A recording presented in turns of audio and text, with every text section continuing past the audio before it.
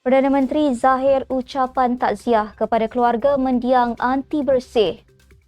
UMNO Sabah teroka potensi tanding solo di PRN. Guru pasti bangkit dakwaan disuruh menipu semasa lawatan JTK. Akmal Saleh enggan layan desakan tuntut China mohon maaf. Pemuda UMNO, PAS dan PKR kecam insiden baling bom di KK Mart. Hanayo beri bayangan jawatan Hans Isaac kekal sebagai pengerusi PSM.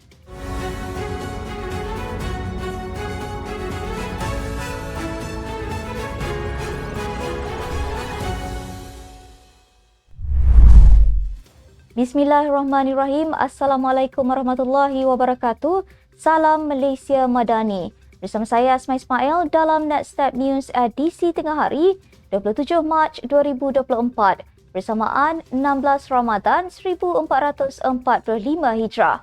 Sebelum itu jangan lupa untuk subscribe YouTube Netstep TV dan follow Facebook Netstep Malaysia.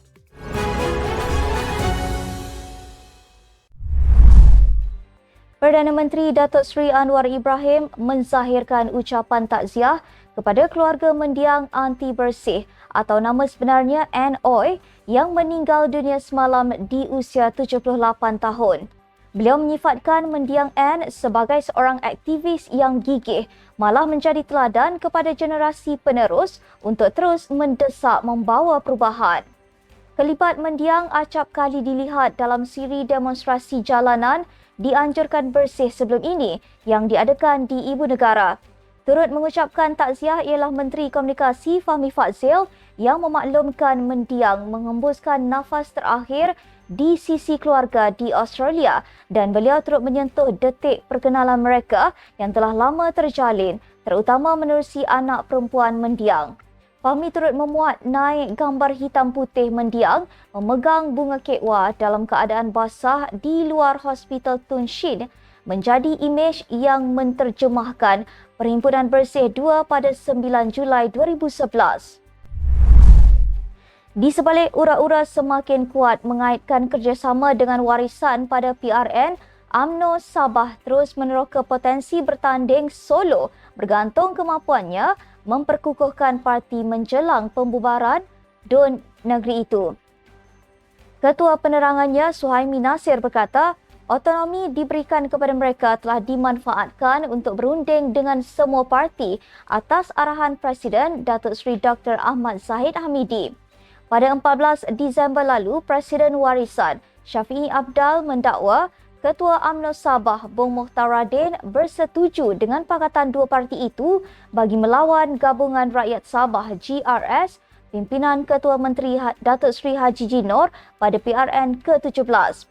Tetapi dakwaan Syafiee dinafikan timbalan Ketua UMNO Sabah Rahman Dahlan yang berkata mereka belum memutuskan Pakatan Pilihan Raya. Zahid pula menjelaskan UMNO yang mengetuai Barisan Nasional BN terbuka kepada pakatan dengan mana-mana parti untuk PRN Sabah tetapi keputusan hanya akan dibuat selepas DUN dibubarkan.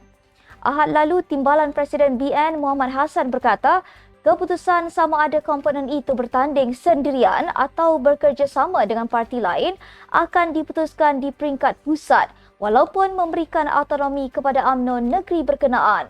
Mengulas kenyataan Muhammad itu, Suhaimi mengakui UMNO Sabah perlu mengikut keputusan BN pusat namun menegaskan pilihan akhir sepatutnya di atas tangan mereka.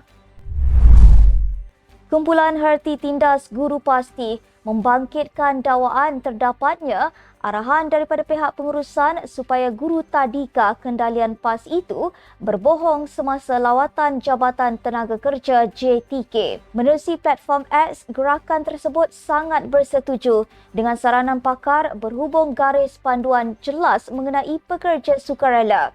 Guru pasti selama ini dinafikan hak mereka sebagai pekerja dengan dibayar gaji rendah daripada kadar gaji yang ditetapkan di bawah Perintah Gaji Minimum 2022.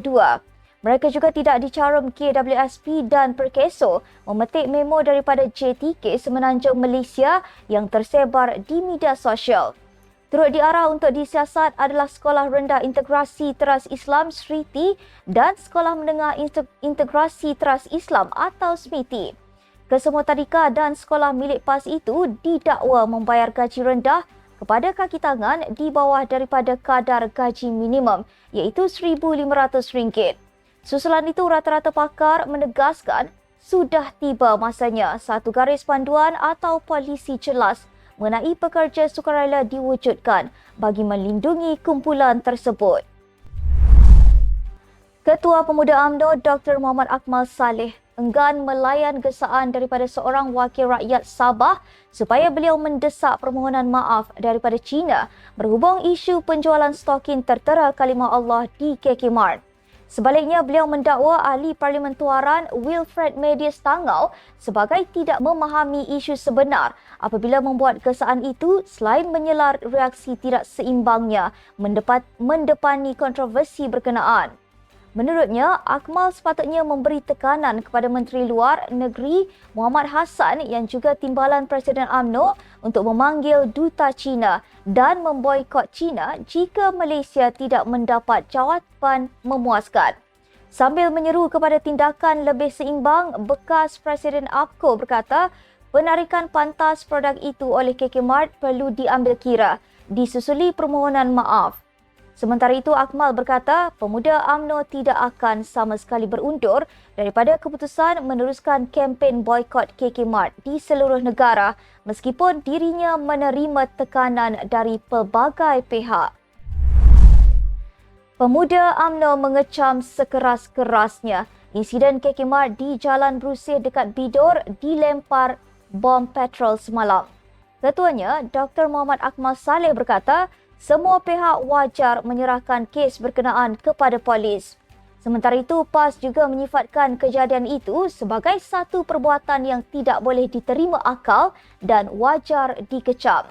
Ketua penerangannya, Ahmad Fadli Syari berkata, tidak ada sebarang ruang boleh dibiarkan untuk perbuatan seperti itu menjadi norma dalam masyarakat atas apa jua alasan sekalipun.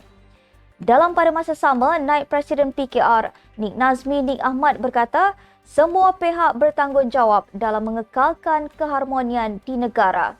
Semalam, Ketua Polis Perak Muhammad Yusri Hassan Basri dilaporkan berkata semakan rakaman kamera litar tertutup CCTV kedai tersebut mendapati jenayah itu dilakukan seorang lelaki menaiki kereta. Dan di sebalik desakan mahukan Dato' Hans Isaac meletak jawatan, Menteri Belia dan Sukan Hanahyuh memberi bayangan jawatan pengerusi Perbadanan Stadium Malaysia PSM itu akan kekal sehingga kontraknya tamat pada Jun tahun depan. Katanya, setiap keputusan berkaitan isu padang Stadium Nasional Bukit Jalil yang sering menerima kritikan diputuskan secara bersama oleh lembaga pengarah PSM. Untuk rekod, Hans Isaac dilantik sebagai pengerusi PSM bagi sesi 2023-2025 bermula pada Jun tahun lalu. Beliau berkata demikian bagi menjawab soalan berhubung desakan pelbagai pihak yang mahukan Hans Isaac meletak jawatan susulan kerosakan padang yang sering berlaku di Stadium Nasional sehingga mencecaskan perlawanan membabitkan Harimau Malaya. Menurut Hana, selepas konsert Coldplay pada November tahun lalu, PSM mendapatkan khidmat pakar rumput dari Australia bagi melakukan segala perancangan untuk penjagaan rumput di stadium itu. Sekian untuk edisi tengah hari ini. Ikuti perkembangan semasa isu-isu panas politik Malaysia setiap hari hanya di Netstab News. Jangan lupa untuk follow Facebook Netstab Malaysia dan subscribe YouTube Netstab TV. Netstab Malaysia menjangkau informasi mengorak inspirasi. Saya Asma Ismail. Assalamualaikum dan salam sejahtera.